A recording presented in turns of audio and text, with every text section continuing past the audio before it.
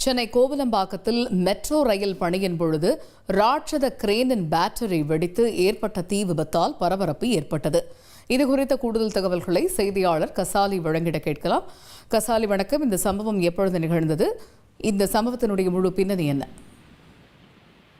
சென்னை பரிமலையிலிருந்து சிறுசேரி வரை செல்லக்கூடிய metro rail திட்டப் பணிகள் நடந்து வருகிறது.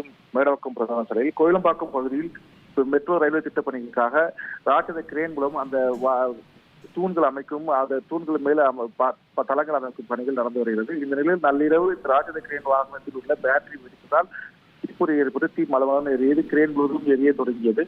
அந்த கிரேனில் இருந்த ஓட்டுநர் மற்றும் ஊழியர்கள் அங்கிருந்து வெளியேறினார்கள். இந்த தீ விபத்து சம்பந்தமாக தகவல் இருந்ததும் மேடவாக்கத்தில் இருந்து தீயணைப்பு வாகனங்கள் வந்து தண்ணீர் துவக்கி அதிர்ச்சியை கட்டுப்பட்டால் சுமார் 2 மணி நேரத்துக்கு தீ அணைக்கப்பட்டது. இதில் கிரேன் முழுவதாக எரிந்து சேதப்படைந்துவிட்டன.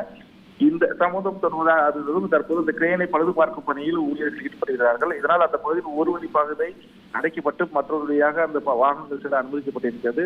இந்த கிரேன் அங்கிருந்து அகற்றப்பட்டு மீண்டும் இந்த பணிகள் தொடங்கும் என்றும் அதிகாரி தரப்பில் தெரிவிக்கிறார்கள். தகவல்களுக்கு நன்றி கசாலி.